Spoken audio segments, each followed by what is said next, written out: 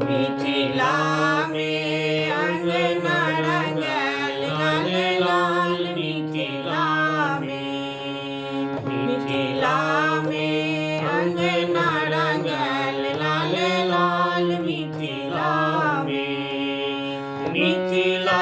में हो मिथिला में हो मिथिला में हो मिथिला में हो मिथिला में अंगना रंगल लाल लाल मिथिला में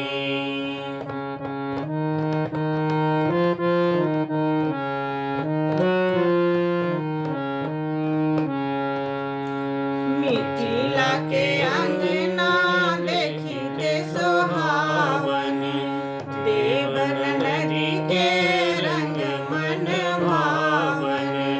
मिथिला के अंगना देखी के सोहावन देवन नदी के रंग मन भावन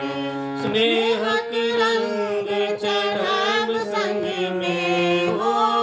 स्नेहक रंग चढ़ब संग में मिथिला में अंगना रंगल लाल लाल मिथिला में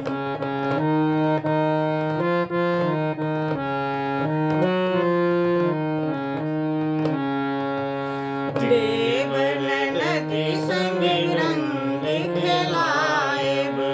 सास ससुर जी के चरण चढ़ाएब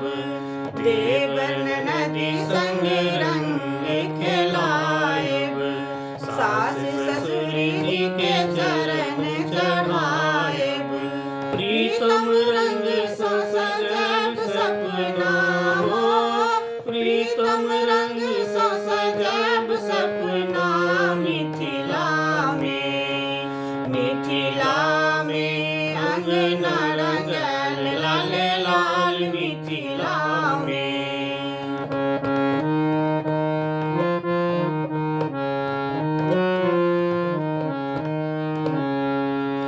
राधा संग में कृष्ण मुरारी सीता संग में अवध बिहारी राधा संग में कृष्ण मुरारी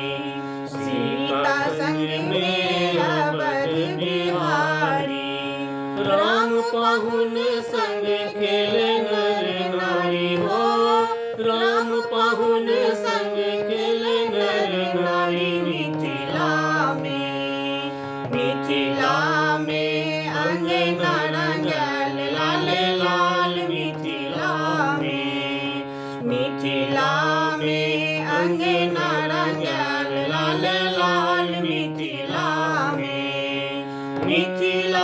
में हो मिथिला में हो मिथिला में हो मिथिला में हो मिथिला